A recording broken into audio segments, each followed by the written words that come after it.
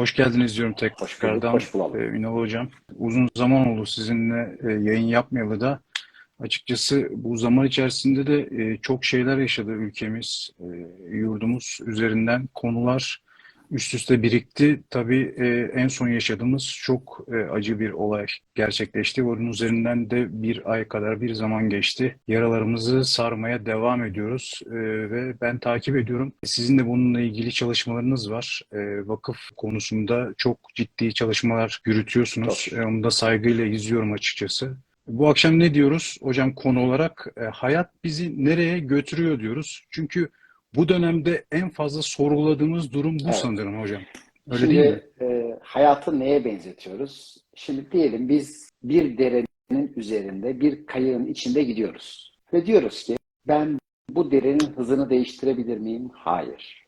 Gidiş yönünü değiştirebilir miyim? Hayır.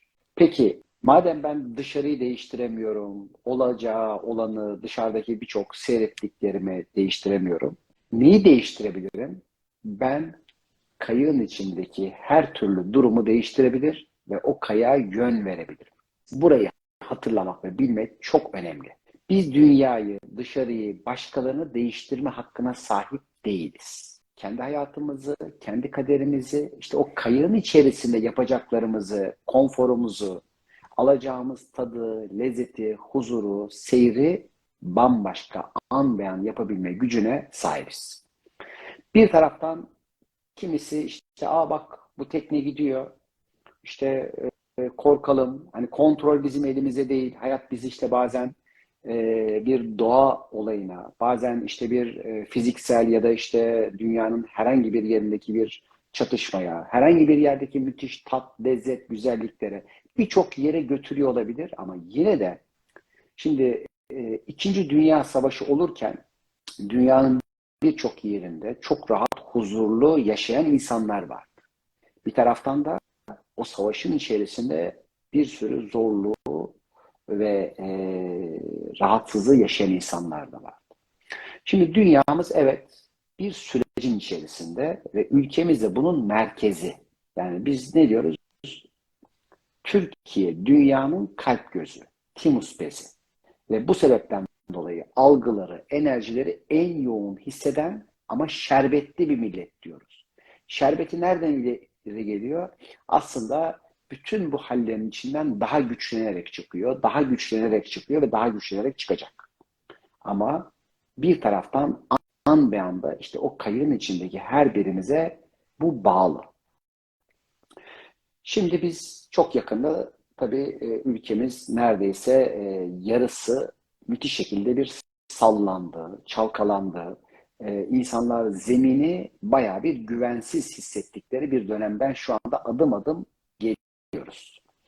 Diğer taraftan şimdi burada yaşananlar, yaşadıklarımız bundan sonrakileri var etmek üzere. Şimdi orada hangimiz ne yaşadık? Hangimiz neye ne kadar teslimiyetle, ne kadar güvenle, ne kadar şükürle baktık?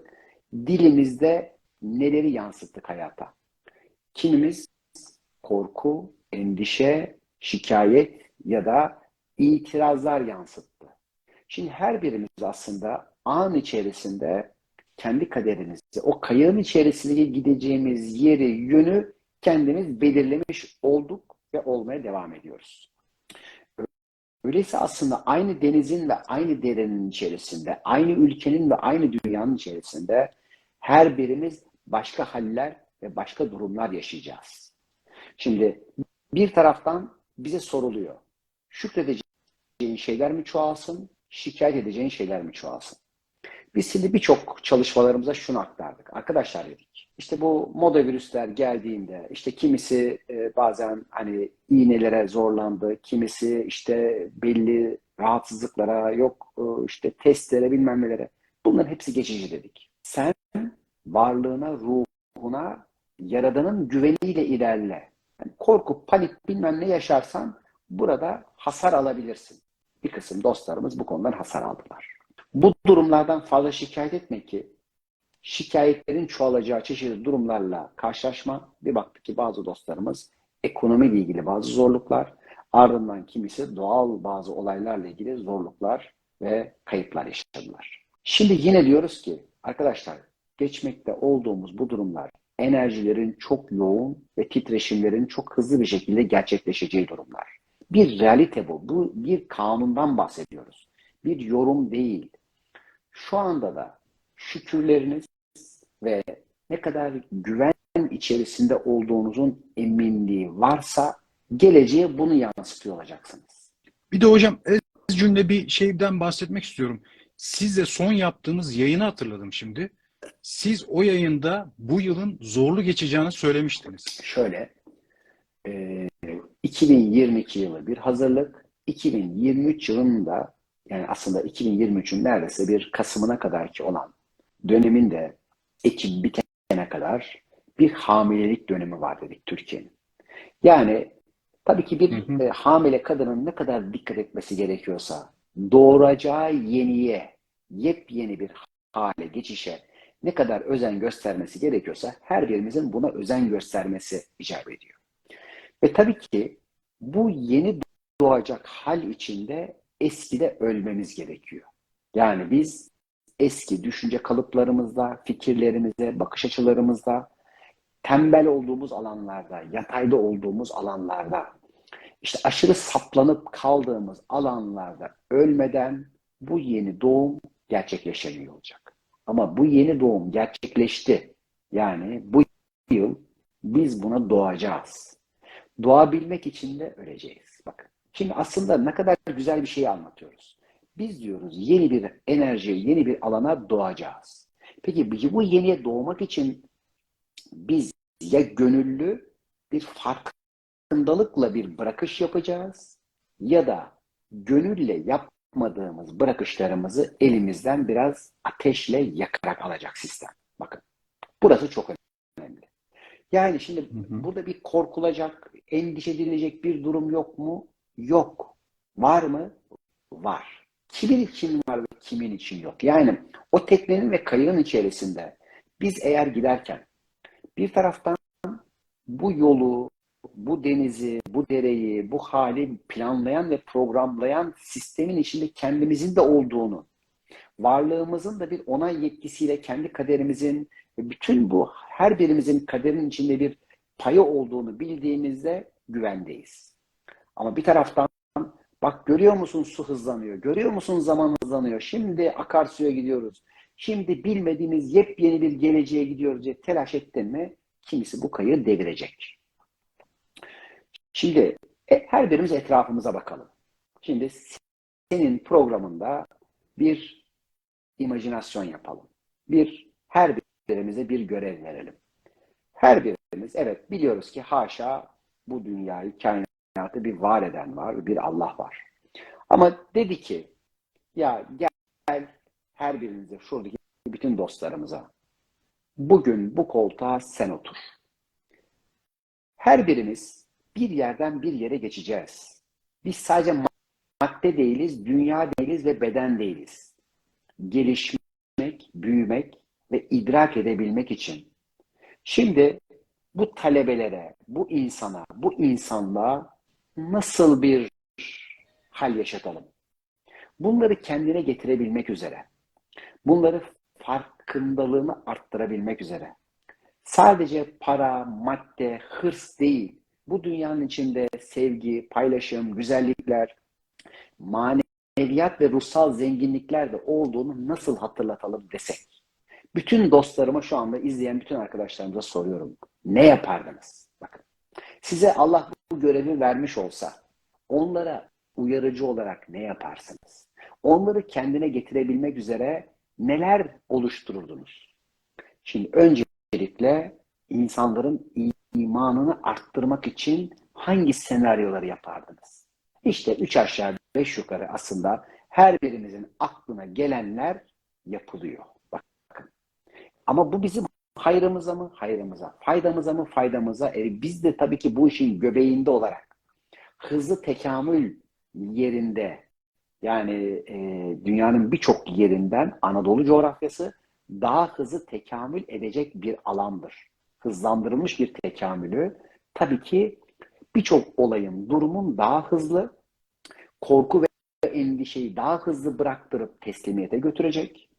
Birçok konuyu ya da kavramı daha hızlı kavrayacak ve gönlünde, kalbinde Yaradan'ı daha fazla anacak hale getirmek üzere olaylar sipariş edilmiştir ve bunlar da her birimize şimdi hazırlanmaktadır. Şimdi tabii ki bir taraftan da fiziksel dünyanın döngüleri var. Mesela şu anda geldiğimiz evrede bir tane 108 yıllık bir döngüden geçiyoruz. Şimdi bu döngüde geçmişte ne oldu? 108 yıl evvel ne oldu? Ve şimdi biz o döngüde o zaman neleri başardık, neleri aldık ve neleri kaybettik? Bu 1915'lere tekabül eder. Şimdi biz o zaman Çanakkale Savaşı'nı yaşadık. Müthiş bir zafer kazandık. Bu zaferle birlikte daha sonrasında bazı kayıplarımız da oldu. Şimdi burada o dersleri alarak o kaybettiğimiz, taraf olduğumuz için bazı kaybettiğimiz alanların farkındalığı ve şuuruyla bugün önce ülke olarak, ondan sonra birey olarak, ondan sonra her birimiz bu farkındalıkla sıçrayabilir ve bu sefer yepyeni bir gelecek oluşumunda mevcut olabiliriz. Şimdi önce burayı anlamak.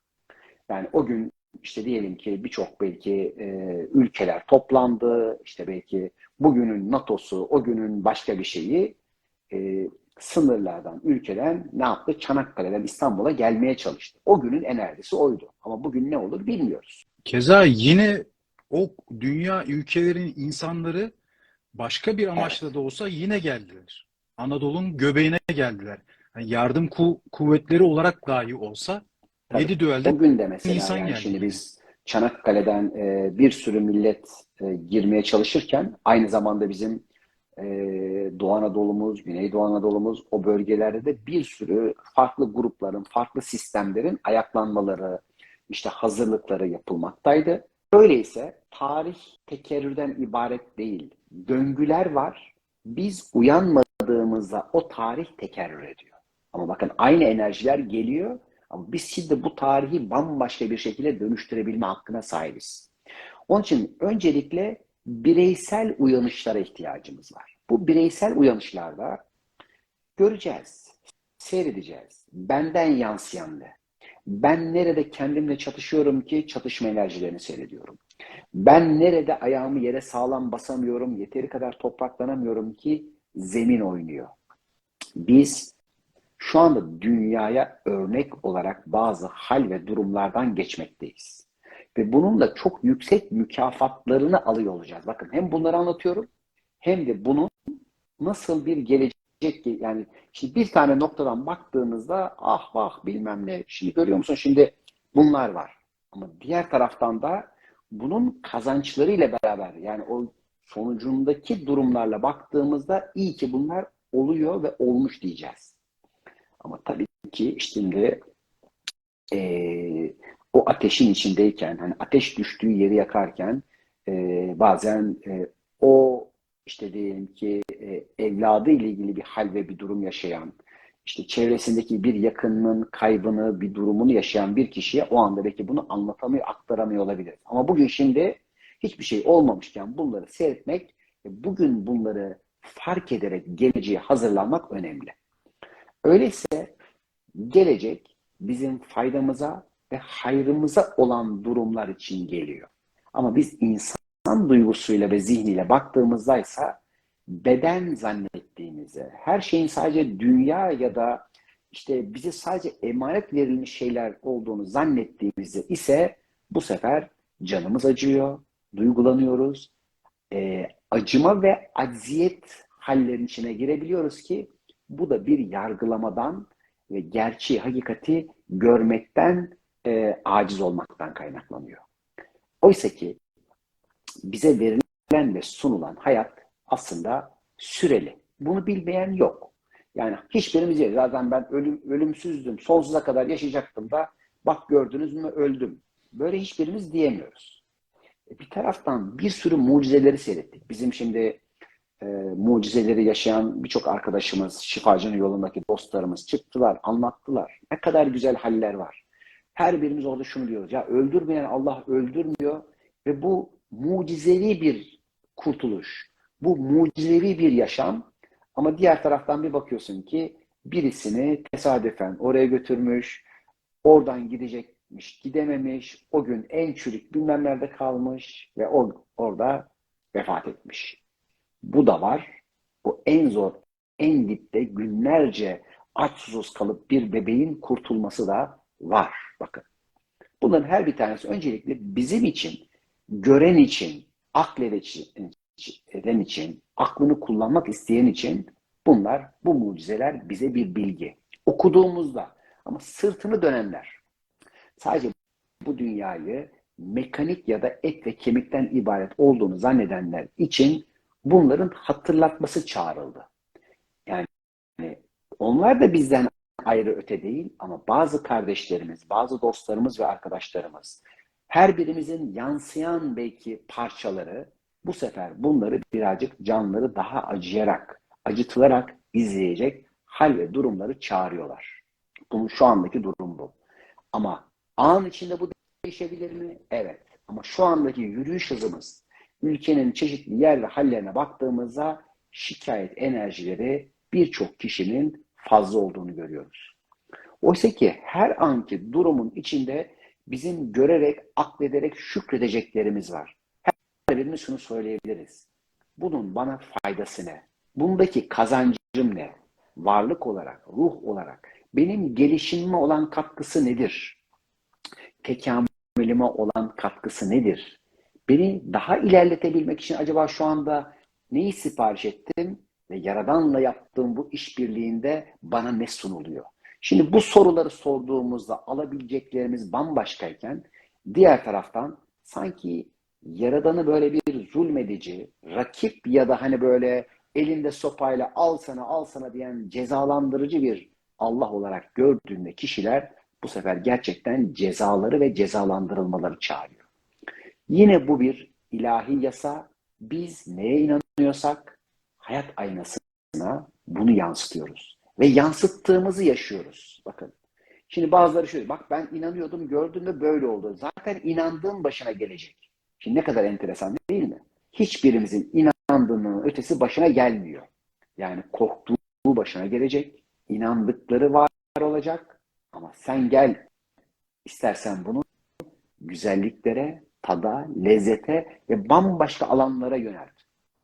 Öyleyse her birimiz aslında içeride ne varsa dışarıda bunu yaşıyor olacağız. Bakın hiçbirimiz içeride yaşadığının ötesinde bir şey yaşamıyor olacak.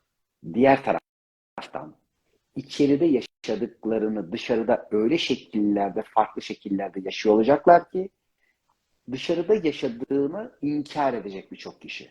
Hayır ben bunu çağırmadım, ben bunu sipariş etmedim ama gel bakalım dediğimizde bir bakacaklar ki gerçekten bunu söylemiş, bu duyguları yansıtmış, bunu dillendirmiş, buna inanmış ve bunu yaşıyor. Öyleyse o kayığın içerisinde, bu kaderin içerisinde akarken kendi hayatlarımızı bambaşka ve çok iyi yapabilme ve güzel olarak inşa edebilme hakkımız var ama onu delirebilme hakkımız da var. Şimdi öyleyse her birimiz kendimize güvenerek, Allah'ın bize verdiği emanetin kıymetini bilerek, yargılamadan, suçlamadan, eleştiriden uzak bir şekilde tespitler yapacağız. O tespitler bizim için akıl yürütmek, aklımızı kullanmak demek. Yani benim için faydalı olan ne? Yani herhangi bir durumda bir partiyi, bir takımı, işte bir yolu, bir inancı, bir anlayışı, bir yemeği seçiyoruz. Ama o seçimi o an için o anki algıyla yapıyor olacağız. Ama bir sonraki anda yeni algıyla yenisini de seçebilecek kadar tarafsız olacağız. Bakın burası çok önemli ve çok ince bir şey. Ya olur mu ben biraz önce baktım bu adam çok iyiydi ve bu adam hep iyidir. Ben onun peşinden gideyim. Bir daha bakacağız. O anki durumu bir daha değerlendireceğiz. Bu bizi kanıdan uzaklaştırdığı için kandırılmaktan da sakınıyor ve korunuyor olacağız. Bakın ülkemiz için en önemli bilgilerden bir tanesi bu. Gelecekle ilgili her birimizi koruyacak en önemli bilgilerden bir tanesi bu. Yani algılarımızı açacağız. Geçmiş kararlarla değil, yeninin için içinde şu anda olaya ve duruma yeniden bakarak yepyeni bir algıyla burada mevcut bir şekilde karar veriyor olacağız. Ve kararımız da şu an için olacak. Bu her birimizi koruyan, gözeten ve o kayığın içerisinde selametle götüren bir durum olacak. İşte bu selametin adı şahitliktir. Ama biraz önceki kararlarda, bakış açılarında ve bilgilerde de şehitliktir. Öyleyse şehit olmadan şahit olamayacağız. Şahit olmadan teslim olamayacağız. Teslim olmadan da aslında hayatımız cennet olmayacak. Kimileri bu cennet olarak verilmiş olan aslında hayatı cehenneme çevirmek üzere mücadele ederler. Bunu nasıl başarırlar diye sorarsan huzursuzluk yaratırlar. Yani aman şu geliyor, aman bu geliyor, bak şu olacak, bu olacak. Evet bunlar var ama bunların da çaresi de var. Yani evet. Bir de hocam hiçbir dönemde şahitlik bu kadar zor Aslında olmadı şöyle sanki. tabii şahitliğe itilim artıyor. Şahitlik belki zor değil. Bizi şimdi bir sistem sıkıştırıyor. Şimdi merkezden ne kadar uzaksak merkeze doğru bizi getirecek olan enerji ya da itilim, güç o kadar şiddetli hissediliyor. Yani o kadar aslımızdan, özümüzden belki uzağa gitmiştik ki ya hadi diyor şimdi bizi çağıran bir merkez var. Rabbimiz ya da özümüz bizi kendimize çağırıyor. Biz şimdi deprem günü Adana'daydık ve oradaki çalışma konumuz kahvaltıda sohbetimizin adı kendine geldi. Ama kendine geldin önünde bir ek vardı. Kendinle kendine gel. Şimdi biz eğer o merkeze, kendimizle gelmediğimize dışarıdaki güçler itiyor. Ve bu sefer ne kadar uzaktaysak merkeze alabilmek için o kadar ağır bir yük geliyor. Bazen doğal afet geliyor, bazen savaş geliyor, bazen başka bir yerde işte siyaset geliyor, hastalıklar geliyor, kazalar geliyor. Bunların her bir tanesi bizi kendimize gelelim diye davetlerimiz. Bakın şimdi işi buradan baktığımızda ve bunun matematiğini ki sunuyoruz. Yani şimdi bunları böyle anlatıyor ve bu anlattıklarımın hiçbir tanesi bir inanç değil. Her bir tanesi bir matematik. İşte gerek kaderin kodu, gerek yolcu kitabı, gerek güzellik tohumu, gerek bir sürü atölyelerimize bunların matematiğini, ispatlarını yapıyoruz ki al hayatında kullan gör. Yani işte diyelim ki 1000 kişiye aynı anda bir şifa çalışması yapıyoruz. Her birine soruyoruz. Arkadaşlar diyoruz. Şu ana kadar yaşadığı herhangi bir olayı dillendirip sipariş etmeyen var mı? Şimdi önce her bir kişi diyor ki hiçbiri ben etmedim. 5-10 dakika sonra itiraz edenleri çıkartıyoruz. Bir bakıyoruz ki her birimiz yaşadığımız her şeyi dillendirmiş ve ifade etmişiz. Yani önce imzalamışız. Dille, ifadeyle, sözle, ifademizle imza atmışız. Evet ben bu kaderi çağırıyorum. Bu sefer hayatta diyor ki sen bu kaderi yaşamayı kabul ettin, dillendirdin, ifade ettin. Şikayet ettin, soru sordun. Sormayalım mı? Doğru yerde ya da faydana olacak soruyu sor. Yani sen işte diyelim ki şöyle bir kayıp nasıl olur diye sorduğunda o kaybı yaşayarak öğrenirsin. Yani sen olumsuz bir soruyla hayatına bir davet yapıyorsan hayat sana bunu anlatmak üzere bir mekanizma kurar. Allah'ın yarattığı öyle güzel bir algoritma ki hayat. Bakın hiçbir şeye dokunmadan en mükemmel şekliyle her şeyin ilerleyebildiği müthiş bir matematiği var. Ve biz bu matematiği görebildikçe, okudukça, onun için oku çok önemli. Sadece secde ediyoruz. Ya diyoruz ne kadar mükemmel bir şey bu. Ne kadar müthiş bir adalet ve huşuyla ancak olanın karşısına eğiliyoruz. Diğer türlü anlayamadığımızda ve okuyamadığımızda ya da okuduğumuzu anlamlandıramadığımızda bilmediğimiz bir dil olarak hayatı gördüğümüzde de itiraz ediyoruz. Her itiraz ettiğimizde ya da her diklendiğimizde daha sert geliyor. Her diklendiğimizde geldiğimizde bizi eğebilmek üzere bu kadar güzel kanunları ve mükemmelliği anlatabilmek üzere bu sefer yeni bir sertlik davet ediyor kişi hayatına. Bazen bedeninde, bazen ilişkilerinde, bazen hayatında. Öyleyse hayatın nasıl işlediğini anlayabildiğimiz ölçüde hayat bize yumuşak, anlayamadığımız ölçüde sert davranıyoruz. Bunu bazen şöyle bir örnekle anlatıyoruz. Şimdi diyelim ki bir yaprak bir suyun üzerine, bir derenin üzerine düştü. O dere onu ne kadar güzel kaldırıyor ve taşıyor götürüyor. Sen ne kadar bırakmış, ne kadar hafifsen o kadar aslında birin, bütünün ya da denizin içerisine kolaylıkla taşınıyorsun, hayat seni götürüyor. Ama sen ne kadar sertsen, ne kadar ağırsan, ne kadar yüklerin, inanç kalıpların kendince kanı ve bakış açıların varsa. Ben sadece böyle bakarım. Ben sadece şöyle yaparım. O kadar ağır bir taş gibi, bir kaya gibi suyun içine oturuyorsun. Su bu sefer, hayat bu sefer seni biraz olsun hareketlendirebilmek üzere dalgalarıyla, selleriyle çarparak senden bir şeyler koparmak durumunda. Her kopardığında canın acıyor. Tabii ki bir bakıyoruz ki artık o küçücük bir şey olmuş, ilerletilmiş ya da bazen sellerle o koca koca kayalar bir bakıyorsun ki sürüklenmiş nerelere gitmiş. Öyleyse bırakabilmek, hafifleyebilmek ve kucaklanabilmek için de o teslimiyete doğru kendimizi böyle o suyun akışına teslim edebilmek çok önemlidir. İşte bunu yapamadığımız yerlerde hayat bizi yontuyor. O yontmalar, zımparalamalar, vay işte canımız yandı, bak çevremize şu oldu, bu oldu gibi bir sürü olayları söylüyor. Bunların en büyük belki de terbiyecilerinden bir tanesi korkular ve endişeler. Korkular geçmiş kaynaklı terbiye ederken bunun çocuğu hatta kızı diyorum olan endişe gelecekle ilgili bu sefer ne yapıyor? Seni terbiye etmek üzere kaygıyla kaygılandırarak kayganlaştırıyor zemini. Endişenin görevi. Ve bu sefer kişi yarın ne olacağım, bilmem ne olacağım bir güvensizlik ortamına giriyor. İşte panik ataklar başta olmak üzere.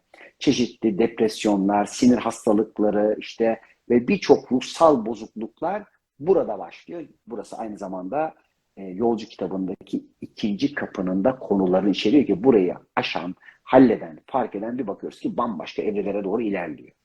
İşte burada korkunun ağına yakalanmış olan kişiler korkacağı olayları daha arttırarak karanlığa çekilmeye başlıyorlar. Karanlığa çekilenler zamanla hayatı karanlık içinde kalıp huzursuzlanarak o huzursuzlukla şeytanın askeri ve şeytanın tarafında şeytanın işbirlikçisi oluyorlar. Bu şeytan bizim aslında nefsaniyetimiz, egoizmamız. Bir sembol olarak aktarıyorum.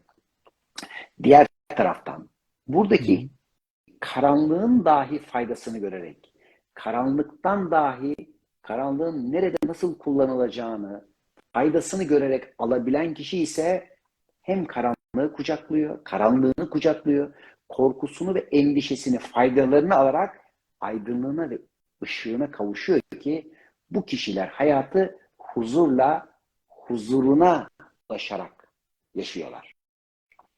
Öyleyse hangimiz ki hayatımıza huzur çağırıyoruz, huzur bulacağımız, kendimizi iyi hissedeceğimiz ifade, dillendirmeler ve duygularla huzuruna taşınıyoruz. İşte o huzurunda olduğumuz hal ve an bizim cennetimizdir. Neden? Çünkü olanın güzellikleriyle kabul ettiğimiz andır. Aslında şu ana kadarki bütün peygamberlerin, evliyaların, kutsal kitapların bize anlattığı veyahut vaat ettiği cennet budur.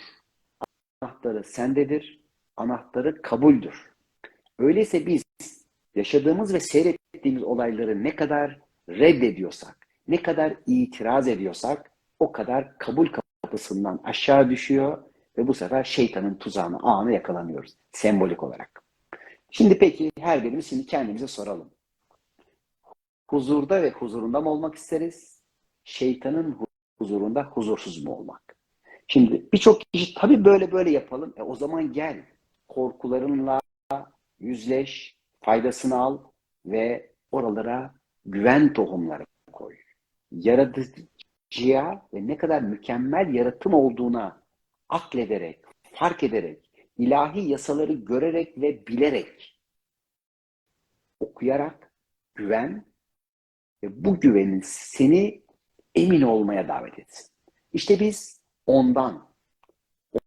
onunla yaptığımız anlaşmadan ve işbirliğinden ne kadar eminsek, gönlümüz o kadar genişliyor, o kadar ferahlıyor ve bu sefer gönlümüzün içinde rüzgarlar geziliyor. Neden? Bomboş, o kadar hafif, ne kadar dolu, korkuyla, endişeyle, kaygılarla, bir sürü işte yani stres dediğimiz gerilimlerle, hesaplarla, hırslarla bu sefer o hesapların her bir tanesini sana huzursuzluk olarak ödeten bir ilahi yasanın içindeyiz. Her birimiz gönlümüzü hafifletmek durumundayız öyleyse. Bu dünyadaki ağırlığımızı arttırabilmek için gönlümüzü hafifleteceğiz. Ters işliyor bu. Her birimizin kalbi ne kadar hafifse hayattaki ağırlığımız o kadar fazla. İrademizin ya da ruhumuzun yeryüzündeki izi o kadar derin. Kalbimiz ve gönlümüz ne kadar ağırsa o kadar yüzeysel, o kadar hafif, o kadar bu dünyada iz bırakamadan geldi geçti.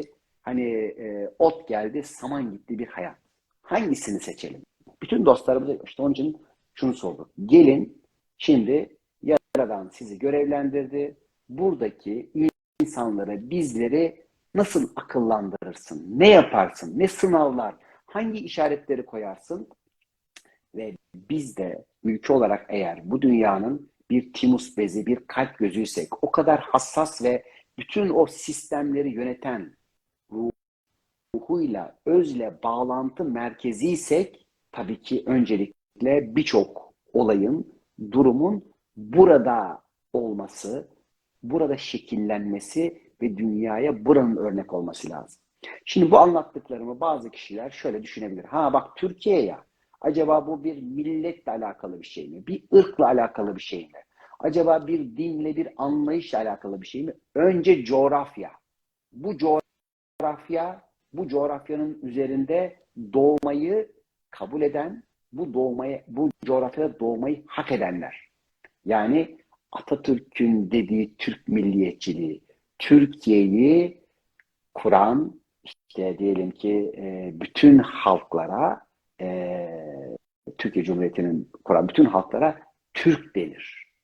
Bu Mustafa Kemal Atatürk'ün tanımıdır. Bir ötesine götürürsek aslında her birimiz bu sebepten dolayı bir tur kişiyizdir. Yani tur atan, ışık yayan, ışık saçan, dünyaya bu timusun, bu kalp gözünün, ruhundan ve özünden beslenen bu coğrafyanın insanların dünyaya anlatacağı, öğreteceği, fark ettireceği yaşamlar var.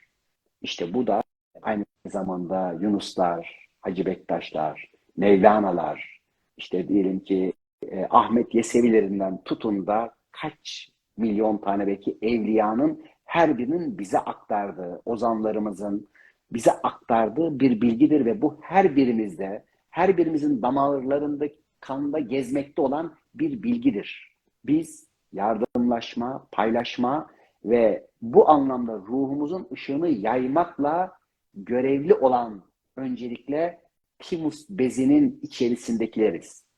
Dünyanın dört bir tarafında tabii ki bu enerjinin bağlantıları vardır. Dünyadaki her köyde, her kasabada işte belli leyhatlarında, akupunktur noktalarında farklı din ve anlayışların içinde doğan bir sürü tur kişiler vardır. Bakın. Nedir bu yani? Olur mu canım adam hani bak milliyeti başka, ırkı başka. Hayır. Yaradandan aldığı ışığı, bilgiyi, nuru yayan, yaymaya aracı olmayı kabul eden kişinin adı Tur kişidir, Türktür. Onun için bu Anadolu coğrafyasında Tur Akya vardır, Medi Turan vardır. Onun için işte diyelim ki Tur Ova vardır. Bunun gibi. Bu Tur bilgisi Nur'dan aynı zamanda Nur'u doğurmuştur. Onun için Nur Arapçada ışıktır. Onun için diyelim ki Hz. Musa'nın çıktığı dağın adı Tur Dağı, Işık Dağı'dır. Bu bilgilerin birçoğu belki gizlenmiştir ama vakit de gelmiştir ki her birimiz içeriden bu bilgileri duymaya, hissetmeye ve kendi görevlerimizi hatırlamaya, kendi misyonumuzu hatırlamaya da yavaş yavaş böyle kapıları açmak durumundayız. Bunları hatırlayabilmek için tabii ki kapı çalınır, bazen zorlanır. Dediğimiz gibi bazen doğa olaylarıyla, bazen savaşlarla, bazen çeşitli bastırma, sıkışıklıklar, çeşitli yerlerde işte sokakların, olayların, çeşitli belki farklı görüşteki insanların, işte bazıların dincilik, bazıların ırkçılık, bazıların mezhepçilik, bazılarının işte diyelim ki farklı şekillerde ayrışmalarıyla seyrettirilir. Bazıları telef olur, bazıları da bu işten bir farkındalık ve idrakle adım adım yükselirler. Her birimiz onun için burada tarafsızca ruhun, varlığın, özün ve aslında Allah'ın tarafında olmak. Şimdi Allah'ın bir tarafı var mı? Var. Ne? Tarafsızlık. Peki o tarafsızlığın da aslında yeni bir tarafı var. O da hayra ve faydaya çalışan korunuyor. Bunun karşısında olanların yaşayacakları ve oluşturacağı durumlarda başka şekillerde mükafatlandırılıyor. Yani ilahi yasalar hiçbirimizi ayırt etmeden her birimizin davranışı ya da yansıttığını ona misliyle sunmak üzerinde. Öyleyse her birimizin görevi hayata ifadeleriyle ve diliyle güzellik tohumlarını güzelliğiyle, sevgisiyle, sevginin diliyle ekmektir. Ve her birimiz öyleyse sevgimizi dillendirelim. Birbirimizi kucaklamanın, tadın ve lezzetin kelimeleriyle, sevgisiyle hem hayatımıza kalın hem birbirimize kalın.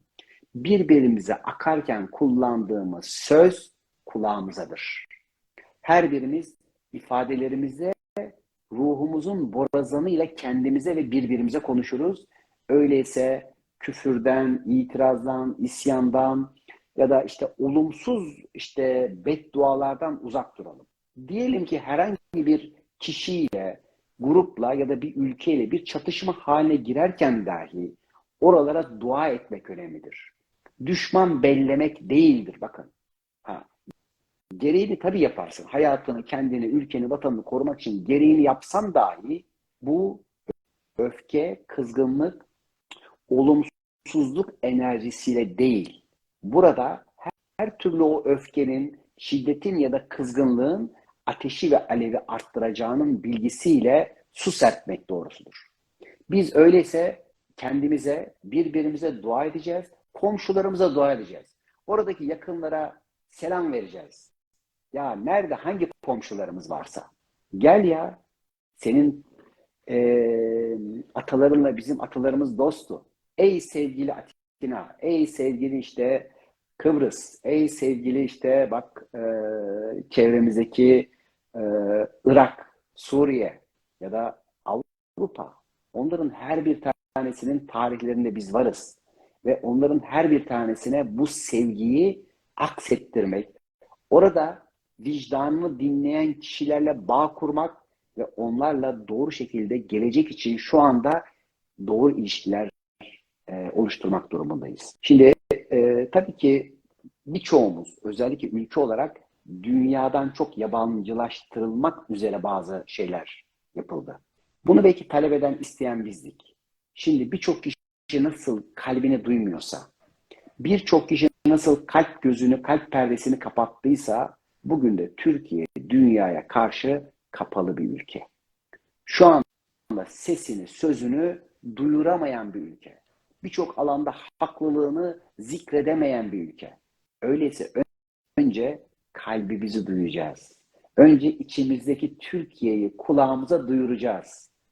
O diyecek ki gel ayırmayı bırak, taraf olmayı bırak, yargılamayı, eleştirmeyi bırak ve ne kadar bir olduğunu, bütün olduğunu, her birimizin, bütün dünyanın tek ve bir olarak bir noktada buluştuğunu önce bir gör.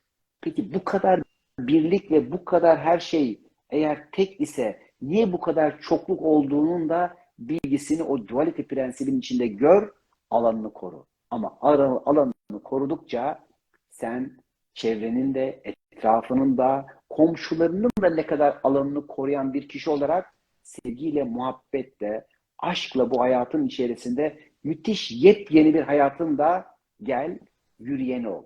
Yürü, ilerle, yolun açılsın. Öyleyse her birimiz sevginin yolunda sevgimizi dillendirerek birbirimize saygıyla, sadece insana da değil, toprak bizden ayrı mı? Su bizden ayrı mı? Bitki bizden ayrı mı? Ve hayvanlarımız bizlerden ayrı mı? Bir ve bütünlük şu ya da bu değil, her birinin onun yarattığı, onun bir kulu ve kullandığı, ona kulluk eden olduğunu bilerek birbirimizin ruhuna saygı duyarak selamlarımızı aslında o özden öze bir selam olarak taşıdıkça her birimizin hayatı korunan olacak, korunacağız ve tabii ki güvenle hayatı huzurla, huzurunda bir şekilde yaşıyor olacağız. Ben devam ediyorum. Sen sorularını sor. Halleşelim. Hocam benim de Evet. sorularım var. Yorumları da açayım bir yandan. Dostların da sorularını size ileteceğim çünkü. Öncelikle şunu söylemek istiyorum. Yani bu coğrafya hep siz de söylersiniz. Bu zorlu coğrafya aslında yani burada doğmuş, burada yaşamayı seçmiş ruhlar, özel ruhlar olduğunu hep söylenir. Yani bu Anadolu topraklarında e, doğmuş ruhların özel ruhlar olduğu söylenir.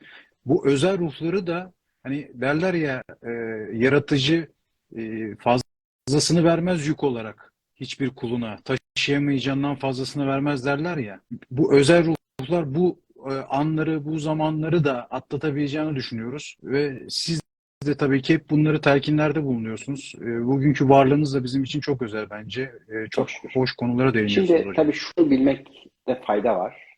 Evet, bu topraklar, bu coğrafyada çok özel bir sürü şu anda tekamül var, doğan var.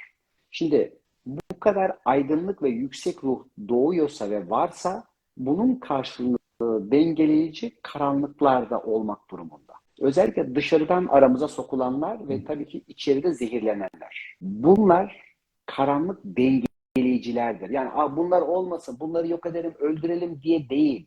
Onlar denge unsurudur. O yin yang'daki hani muçi denilen hani o bir pozitifin beyazın içindeki siyah noktayla siyahın içindeki beyaz nokta gibi düşünürsek biz dünyanın içerisinde evet o siyahın içinde bir beyaz noktayız.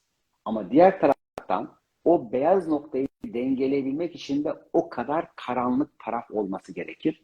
Ve bu da tabii ki vardır. Yani o kadar madde bağımlısı, o kadar hırsla, işte diyelim ki sadece maddi çıkarlar için çevresinin hiç gözüne yaşına bakmayan bir sürü insan da burada olacaktır. Bakın bu yok diye inkar etmeyin. Bizim ülkemiz şöyle. Hayır. Bu varsa denge için bu da olacaktır. Diğer taraftan şimdi şuna bakalım. Şimdi dünyanın dört bir tarafında tabii bir sürü depremler vesaireler oluyor olabilir. Ama şimdi e, Anadolu'muzda evet yani çok büyük bir deprem yaşandı. Çok özel bir enerji alanı orada oluştu. Şimdi neredeyse önce kendi ülkemizde sonra da dünyanın dört bir tarafında insanların nasıl yüreği titreyerek bir yardım yapıldığına bak. Şimdi Nepal'de de oldu deprem, işte Endonezya'da da oldu. Bir sürü yardımlar gitti. Hindistan'da da oldu, İran'da da oldu. Fakat şimdi buradaki yardımlaşma ve paylaşım durumumuza bakın. Her birimiz nasıl koştuk? Şimdi biz İbn Sina Akademi Şifa Vakfı olarak hadi dedik arkadaşlar bir şeyler yapalım. Bak orada organizasyonda falan biraz eksikler var. Orada hani askerinden hani itfaiyesinden birçok şey kilitlendi. Bir şey yapamıyor.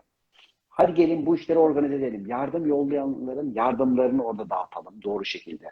Buradan yardımları işte doğru paketleyelim, doğru bir hep beraber bir özen gösterelim. Emin olun yani o kadar gönülle geldiler ki.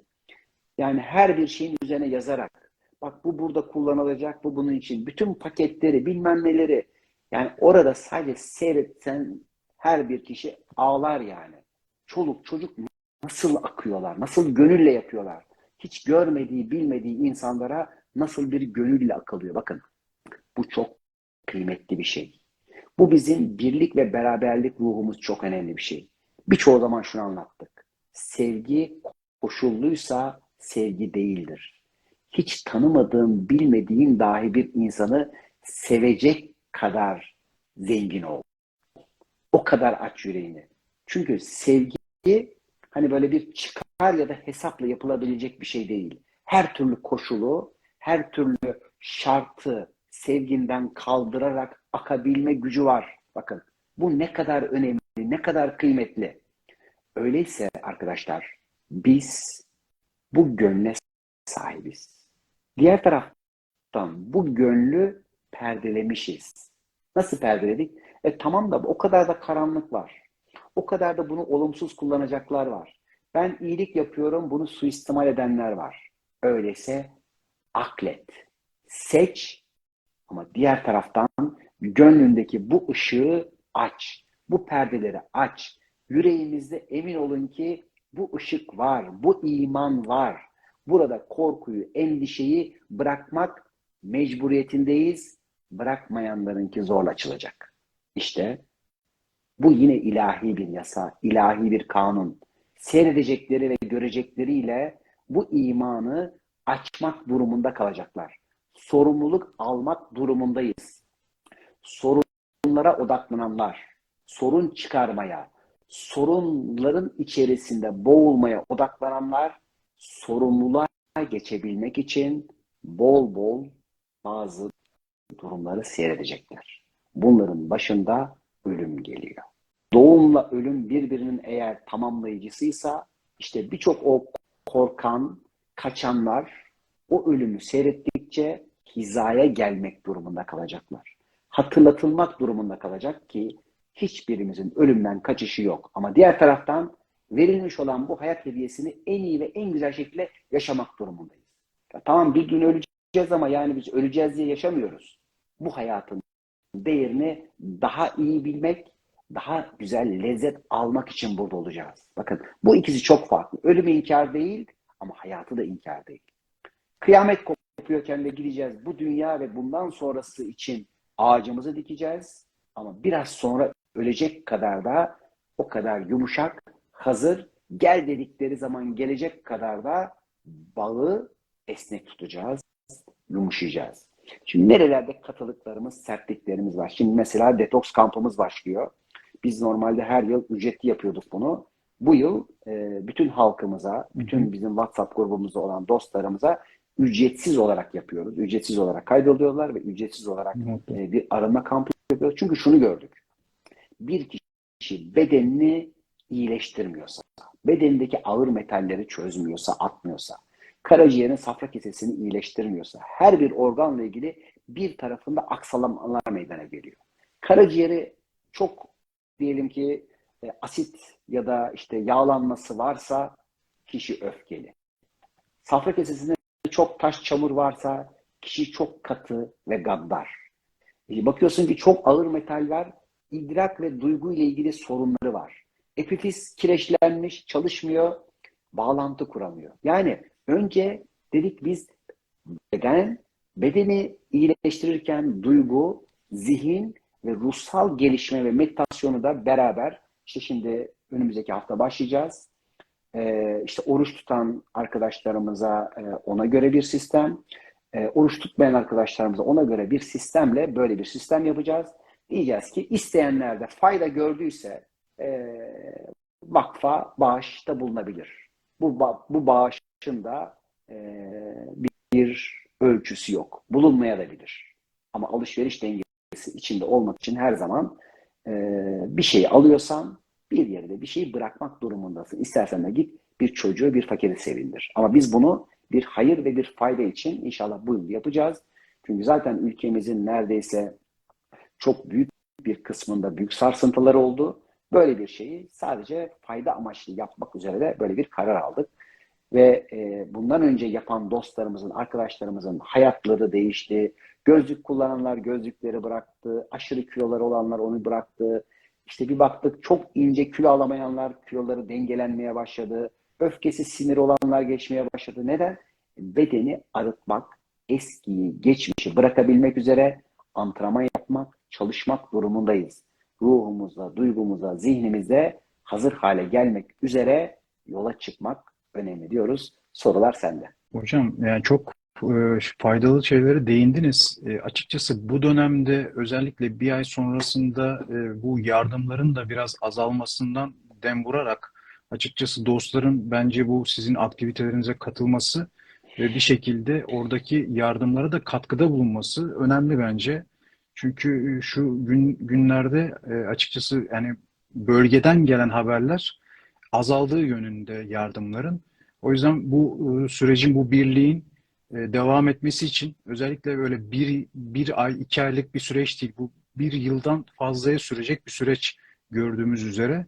O yüzden durmadan Ya, yardımlara, dostların hatta birliğine evet, ihtiyacımız var. O konuda sizin yapmış bir de olduğunuz şeye şimdi destek tabii önce bekliyoruz yani. tabii belli yardımları oraya ulaştırdık ve çok şükür dünyanın dört bir tarafındaki hani böyle tırlar vesaireler, hatta yani Almanya'dan, Hollanda'dan oradaki çalışan Türklerimizden o kadar böyle yoğun destekler geldi ki birçok iş adamlarımızdan. Maşallah bayağı bir şey var. Belli bir zaman devam ediyor ama diğer taraftan şimdi şu var. Dedik ki biz sadece balık vererek bu işi çözemeyiz. Ne yapalım? Şimdi kim var? Küçük bir bağ bahçesi var. Çadırı var. Yanına dedik, hakem heyeti ve tabii denetim kurulumuz var vakıfta. Oraya biz civciv verelim, tavuk verelim. E, icap ederse işte bir çift keçi, bir çift koyun yetiştir, büyüt. Kümes mi kurdun? O kümesteki 10 tane yumurtanın bir tanesini de başka bir komşunla paylaş. 100 tane mi yumurta alıyorsun? 10 tanesinin %10'unu önümüzdeki dönemle ilgili vakıfla paylaş ve özellikle tabii yerel olacak. Yerel tavuk olacak. Çiftlik tavuğu değil. Yerel keçi olacak. Çiftlik ya da işte GDO'lu bilmem ne yeni genleriyle oynanmış değil. Bunlarla da ilgili desteğimiz var. Ya da kişi dedi ki ya benim yani işte bir yere yerleşeyim, bir şey yapayım. İcap ederse bize yer göstersin. Vakıf adına gidelim ona hazineden, ormandan, bilmem neden yer kiralayalım. Gelelim orada onu kuralım arkadaşlarımız. Ama ne diyoruz? Biz şimdi vakıf olarak akacağız ama sen de üretecek ve yapacaksın, çevrene faydalı olacaksın. Yani e, herhangi bir şeyi eğer üretecek ya da o şevki, o isteği olmayan kişilere arkadaşlarımız izin vermiyorlar. Ama baktık o iştah var, varız. Neden? Faydalı mı olacaksın? Biz sana faydalı oluruz. Yani önümüzdeki dönemde onun için biz sadece balık verme taraftarı değil, yardımlarımızı balık tutmayı öğreterek o tutulan balıklardan hem o ailelere, o kişilere hem de etrafındaki insanlara fayda verecek sistemler oluşturma düşüncesindeyiz. Bu tabii ki önümüzdeki işte yaz sisteminde aynı zamanda atalık tohumlar, 3000 yıllık, 7000 yıllık onlara buğday tohumları vereceğiz. Biz sana verdik. Şimdi sen al bir dönümüne, 10 dönümüne ek ama %10'unu da sen dağıtacaksın ve bize o bilgiyi vereceksin. Bak ben şunlara her birine 50 kilo, 100 kilo bilmem ne verdim ve şimdi bak bu atalık tohumlar artsın. Yani her birimizin üzerine sorumluluk var. Evet, önümüzdeki dünyada suni kıtlıklar var. Bakın kıtlık var demiyorum.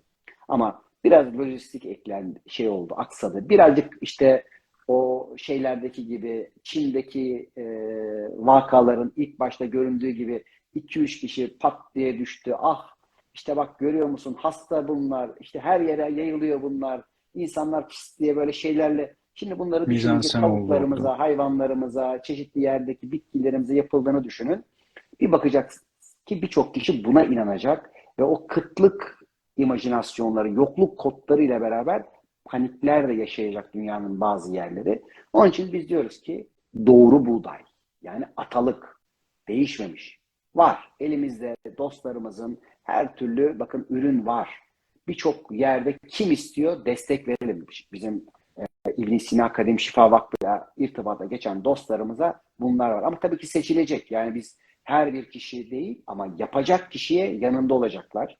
heyetlerimiz bir sürü bunların kontrol sistemleriyle de beraber tabii ki yanlarında olacaklar.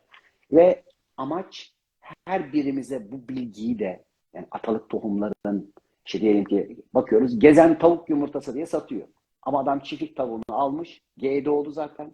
Onun yumurtasından ne olur? Beslenmesi, yediği hepsi önemli ama cinsi de, geni de, taşıdığı bilgi de önemli.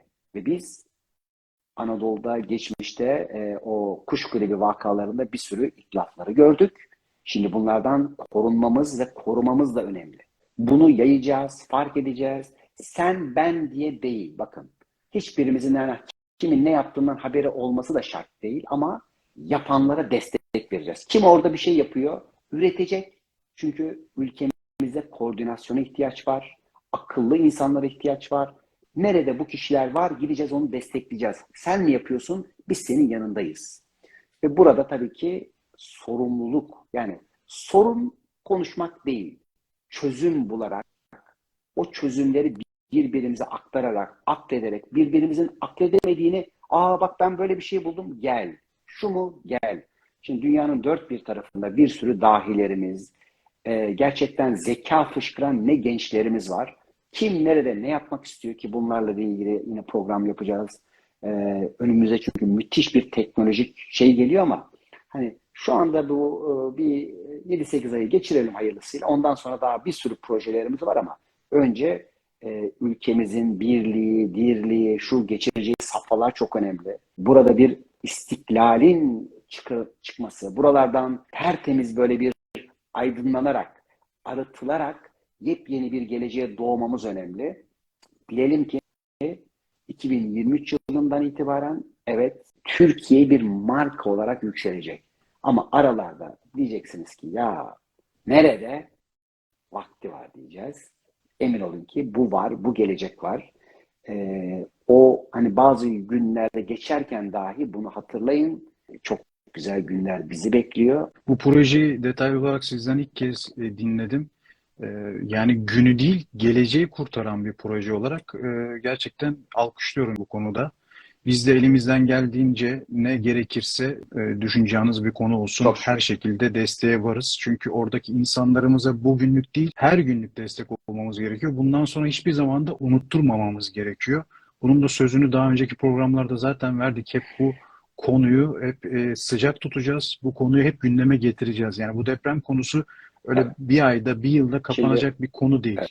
Uzun süre zamana yayılması gereken, hep de hafızalarda Şimdi taze kalması bizim tabii gereken bir konu hocam. yıllardan beri şifacının yolunda bir sürü talebelerimiz artık bir şifacı olarak deprem bölgesindeki insanlara ücretsiz şu anda şifalar yapıyorlar. Bireysel uzaktan seanslar yapıyorlar. Orada da deprem bölgesinde de bir sürü şifacılarımız vardı.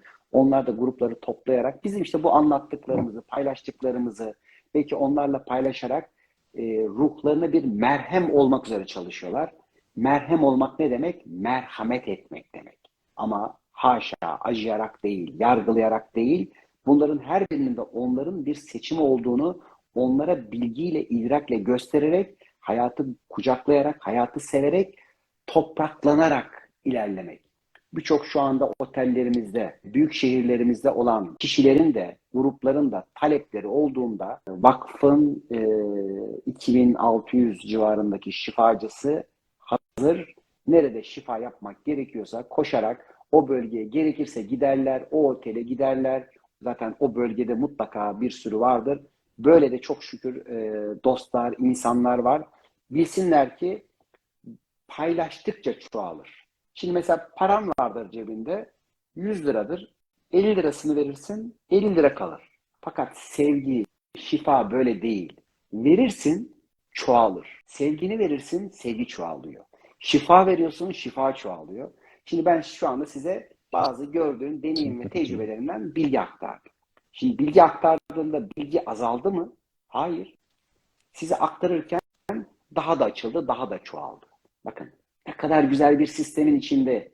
Öyleyse güzellikleri paylaştıkça güzellikler artar. Burayı yakalayalım. Cimri kardeşler. Aşırı tutumlu olup da kendilerini kabız etmiş dostlar. Bırakın, paylaşın, bilin ki verdikçe çoğalacak, paylaştıkça çoğalacak. Tabii ki alanınızı, size sunulan güzellikleri koruyun, onlara sahip çıkın ama sahip olmadığınızı hatırlayın ki o elinize tuttuklarınız sizi yakmıyor olsun. Bir dostumuz demiş ki hocam deprem travması, korkuyu nasıl atlatırım? Her yer sallanıyor gibi başım dönüyor demiş. Şimdi birincisi şu, deprem günü tabii biz de oradaydık. Biz Hı hı.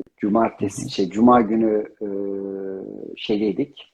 Cumartesi Gaziantep'teydik. Pazar günü de Adana'da çalışma yaptık. YouTube'a da koyduk oradaki çalışmaları. Şimdi şöyle bir tabii durum orada depremde yaşadık.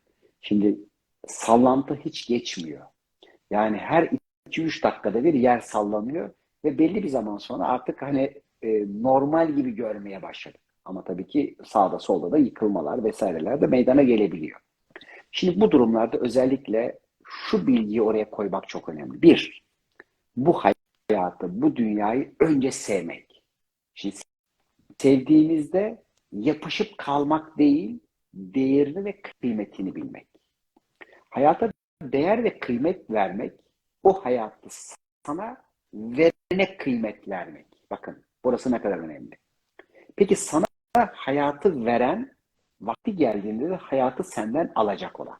Vakit gelmeden bu hayatı senden almayacak bir sistemin içerisinde, vaktinden önce de gidemeyecek olduğun bir sistemin içinde olduğunu önce fark edeceksin. Kendini öldürmeye çalışsan bile vakti gelmeden ölemiyorsun. Başka bir sürü durumlar olur ama vakti gelmeden herhangi bir kişi dahi gelip seni öldüremiyor. Şimdi öncelikle bu bir kadercilik mi? Değil, bu bir mekanizma. Bakın, bunun mekanizmalarını ben defalarca ölüm döşeğinde olan kişilerle yaptığım çalışmalarda gördüm ki yani bir kaşık suyla aylarca yaşayan insanlar seyretti. Mümkün değil yani. Nasıl olur bu? Hiçbir tıbbi bir şey yok. Helalleşeceği, yapacağı şeyler, program bitmeden o kişi ölemiyor. Şimdi diğer taraftan biz bu bilgiyi eğer hissediyorsak ve hayat değerli ve hayatı veren değerliyse bize de kararlarımız ve seçimlerimize bir saygıyla yaklaşılıyorsa bu sefer ben şunu yapıyorum. Bana verilen hayatı, değeri koruyayım ve değerlendireyim. Tedbirli olayım. Yani mal için eğer ben şimdi o enkazın altına girmeye kalkıyorsam burada kendime değer vermediğim için bunu yapıyorumdur. Önce hayat değerli. Mal da değerli ama önceliğim ne? Hayatım. Diğer taraftan evet yer sallanıyor ve bu yerin sallanmasının bir sebebi var. Daha çok köklen, daha çok yeryüzüyle hayatta bağ kur ve ayağın yere sallanmaz. Ve sen buraya niçin geldiysen, bu dünyada niçin varsan hatırla ve bundan önceki eski karar ve kalıplarını bir daha gözden geçirerek onlardan özgürleş. Özgürleş ve gerçekten özgün bir hayatın içerisinde yeniden bulun ve şimdi adapte ol. Bu sürece adapte ol. Çünkü adapte olanlar güçlenerek, kazanarak, gelişerek bu hayatta devam edecek. Adapte olamayanlar aynı geçmişte milyarlarca türün yok olması gibi ölecekler, silinecekler. Öyleyse adapte olacağız ve her türlü durum içerisinde yaşayabilen ve yaşarken de destek aldığına emin ve güvenli bir şekilde ilerleyen olacağız. Bunları fark ettiğimizde Rahman ve Rahim olanın bir korumasını hissediyor olacağız ve bu korumayla birlikte aslında gerçekten bu korumaya olan inancımız bizi daha güvende ve daha büyük bir korumanın içinde olacak. Yanımızda bomba patlasa bizim orada müthiş bir camdan kalkanımız olacak. Bakın bunları defalarca belki seyrettik, bir sürü kişilerde gördük ama biz de bu korumanın içindeyiz, talep ettiğimizde, istediğimizde. Öyleyse Allah'a güvendikçe güvenilir ve güven içinde bir hayatımız olur diye bir cümle söyleyeceğiz. Orayı kapatacağız. İnşallah yeni çalışmalarda, yeni güzelliklerde zaten yine bir araya geleceğiz. paydada buluşacağız. Ve senin programlarında böyle çok güzel, izleyicilerin de böyle çok kıymetli. İnşallah onlara da güzellikler aktarıyor olacağız. Bir dostumuz demiş ki hocam zihnim çok karışık bu ara demiş. Hani siz dediniz ya kötüyle iyiyi ayırt edebilme durumu. Peki burada nasıl kontrol altına alacağız bu Şimdi tabii iyi tarafta olmayı? zihnin karışık olmasının sebebi insanın içinin karışık olması ve geçmiş kararları bırakmıyor olup buraya gelmemesi demek. Şimdi eğer biz geçmişe yönelik, Hı hı. geçmişin deneyim ve tecrübeleriyle yaşamayı seçiyorsak ve geçmişten beslenerek sürekli hani o biraz önceki gibi yok keşkeler, aynenler, işte geçmiş ifadelerin frekansların içindeysek geçmişte yaşadığımız için geçmişle gelecek kavga ediyor. Anne ile baba Rahman'la Rahim içeride çatışıyor ve kişi sağ ve sol beynin elektriksel bir savaşı halinde kalıyor ve bu sefer diyor ki ben düşüncelerimde çok karışığım. Hayırdır? Sen ruhla maddenin savaşının içindesin. Yani olayları anlamlandıramıyorsun, okuyamıyorsun. Şimdi olayları doğru okuyamadığımızda, anlamlarını ve manasını görmediğimizde sanki yaratıcının olumsuz bir şey yapıyor olduğunu zannediyor kişi. Diğer taraftan deprem dahil, birçok olayın dahil mükemmel bir mekanizmayla bir şefkat eli olduğunu da görebilirsin. Doğru okuduğunda. Bir kişi onu zulüm görür, sen onu şifa görürsün. Doktorun yaptığı diyelim ki bir serumu, bir iğneyi birisi fayda görür, o anda iğnenin acısını yaşayan kişi doktoru öcü görür. Hayat bu şekilde. Hiçbir şey bize zulüm olsun diye değil, fayda olsun diye gördüğümüzde ve ruhsal ve manevi tarafla madde ve dünyasal tarafımızı barıştırdığımızda, şeytanımızı Müslüman edip, meleğimizin de şeytanımızın da, pozitif enerjinin de negatif enerjinin de bizim irademize ve yönetimimize girerek bize hizmet ettirildiği hale geçebildikçe düşünceler dinginleşir, sakinleşir, duygu ve düşüncelerin yönetimleri ve dizginleri bizim elimize gelir ki bu konuda bizim işte bir yolcu kitabımız var. Kaderin Kodu kitabında da bunların mekanizması var. Bunları arkadaşlarımıza tavsiye ederiz. Okuduklarında bunlardan çok fayda alacaklardır.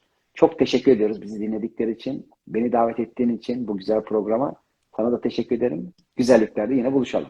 Biz teşekkür ederiz hocam. Her zaman olduğu gibi kadife sesinizle ve özenle seçilmiş cümlelerinizle söyleşide keyifle dinledi bütün dostlar.